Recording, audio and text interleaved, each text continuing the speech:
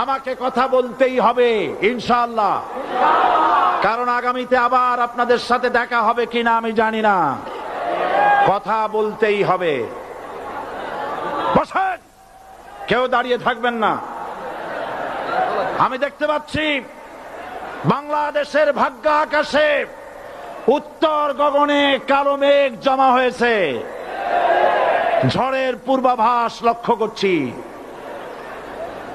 যদি মোকাবেলা করতে না পারেন সক্ষম ভাবে, এমন অন্ধকার গাঢ় কালো অমাবস্যার রাত আসতে পারে যার সুবে সাদেক হওয়া অসম্ভব। সুতরাং আপনারা কি কাপুরুষের মতো কাফের মুশরিকদের গোলামি করে মরতে চান? বিড়ালের মতো 500 বছর বেঁচে থাকার কোনো লাভ নাই। সিংহের মতো 1 ঘন্টা বাঁচতে চাই। আমাদেরকে বলা হয় সাম্প্রদায়িক উস্কানিমূলক কথা নাকি আমি বলি। পত্রপত্রিকা দিছে না তারা? সাম্প্রদায়িক উস্কানি কথা, সাম্প্রদায়িক উস্কানিমূলক কথা বলি। সেই জন্যই বোধহয় শত শত মুসলিম আমাদের কাছে এসে মুসলমান হয়। মানুষে আর বোকা বানানো যাবে না। যাবে কি? আর বোকা বানানো যাবে? তারপর বলছে কি? এরপরে বলছে, আমাকে বলছে রাজাকার। শুনে রাখো চট্টগ্রামের লক্ষ লক্ষ জনতা, পার্লামেন্টে যখন আমাকে এই কথা বলা হয়েছিল, আমার পার্লামেন্টের কলিগ জাফরুল্লাহ চৌধুরী সাহেব বসে আছেন এখানে, হ্যাঁ, জাফরুল ইসলাম চৌধুরী বসে আছেন পাশে, প্রধানমন্ত্রী সুদ্ধা, অন্তত 3 শতাধিক পার্লামেন্টের সম্মানিত সদস্যরা সেদিন বসা। 1997 সনের বাজেট বক্তৃতা যখন আমি করতেছিলাম, ডক্টর কুদরতে খোদা, নাম রাখছে কুদরতে খোদা, আসলে গজবে খোদা। এই লোকটি নাস্তিক, ইসলামের চূড়ান্ত দুশমন।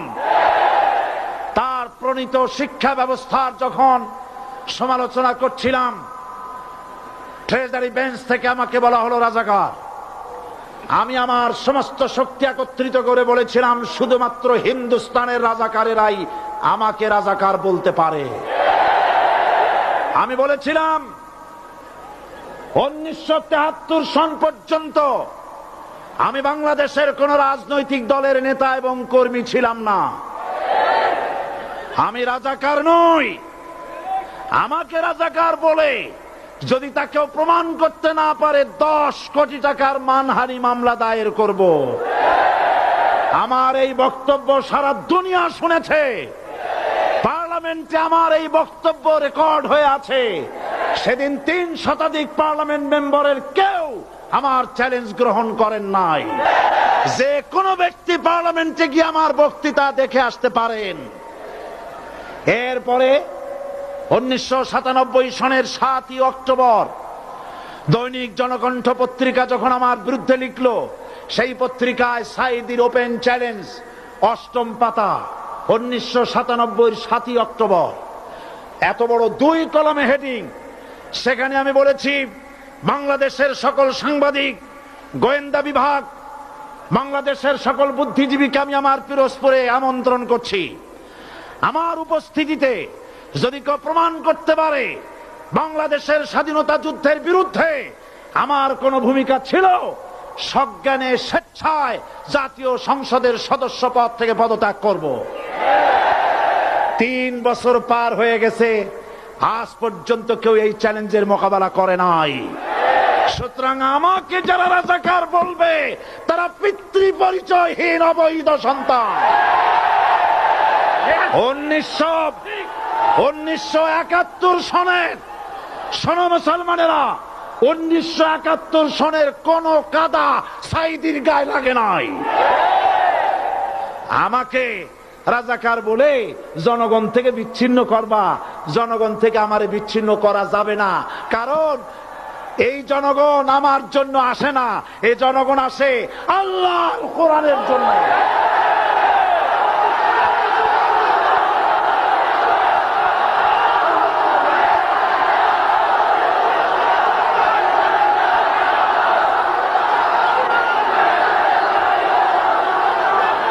আজকে আর যারা ইসলামের কথা বলে, তারাই রাজাকার, তারাই মৌলবাদী। মৌলবাদী বললে আমরা অসন্তুষ্ট হই না, কারণ মৌলবাদী শব্দটা আসছে মূল থেকে। মৌল শব্দ এসেছে মূল থেকে।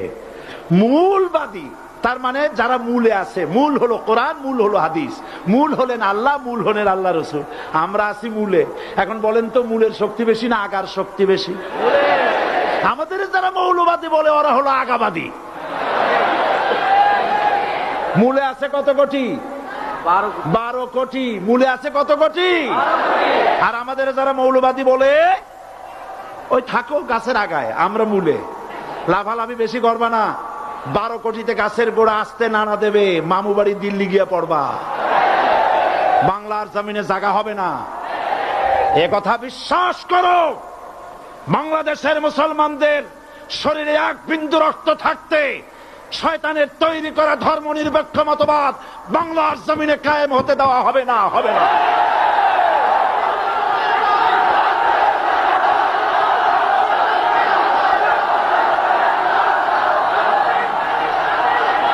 রাসূল করিম সাল্লাল্লাহু আলাইহি ওয়াসাল্লাম কোরআন প্রতিষ্ঠার জন্য আন্দোলন করেছিলেন। আয়াতুল কুরসি আমাদের সে কথাই শিখেছে। আল্লাহ রাব্বুল আলামিন বলেন, আল্লাহু লা ইলাহা ইল্লা হুয়াল হাইয়ুল কাইয়্যুম। প্রাণ খুলে পড়েন, আল্লাহু লা ইলাহা ইল্লা হুয়াল হাইয়ুল কাইয়্যুম। আল্লাহ হচ্ছেন তিনি, যিনি ছাড়া কোনো ইলাহা নাই, আইনদাতা নাই, বিধানদাতা নাই। আমরা মানুষের তৈরি করা আইন মানি না। 12 কোটি মুসলমানের দেশে আইন তৈরি করবে মানুষ, আমরা মানব না। পার্লামেন্টে তৈরি হতে হবে কোরআন দিয়ে, পার্লামেন্টে আইন তৈরি হতে হবে কোরআন দিয়ে। সুতরাং ভয় যতই পান আর যতই ষড়যন্ত্র করেন, 4 দল যখন একত্রিত হয়েছে, ঐক্যবদ্ধ থাকবে, সরকার ঐক্যবদ্ধভাবে গঠন হবে, নির্বাচন ঐক্যবদ্ধভাবে হবে এবং কোরআন হবে, আল কোরআনের পার্লামেন্ট হবে বাংলাদেশে।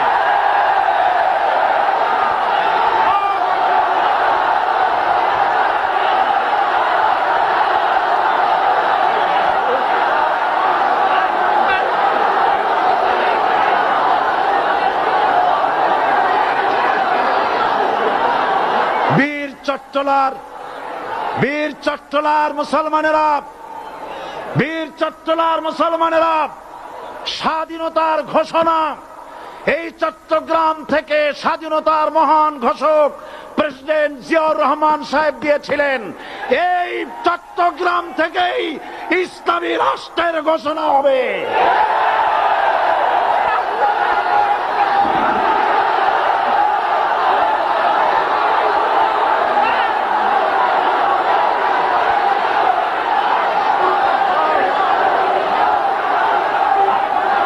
আশাবাদী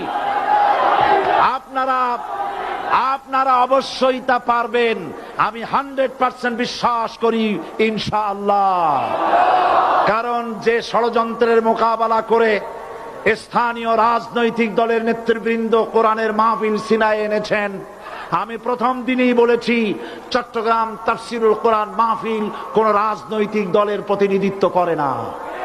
এটা কোন জামাত শিবিরের একক সম্পদ নয়, এটা চট্টগ্রামের মুসলমানদের কলিজার টুকরা তাফসিরের মাহফিল।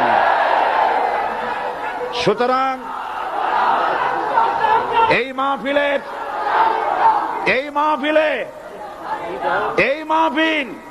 চট্টগ্রামে থাকবে ইনশাআল্লাহ কিয়ামত পর্যন্ত। 144 ধারা 288 হয়ে গেছে, ষড়যন্ত্র পায় চলে গেছে।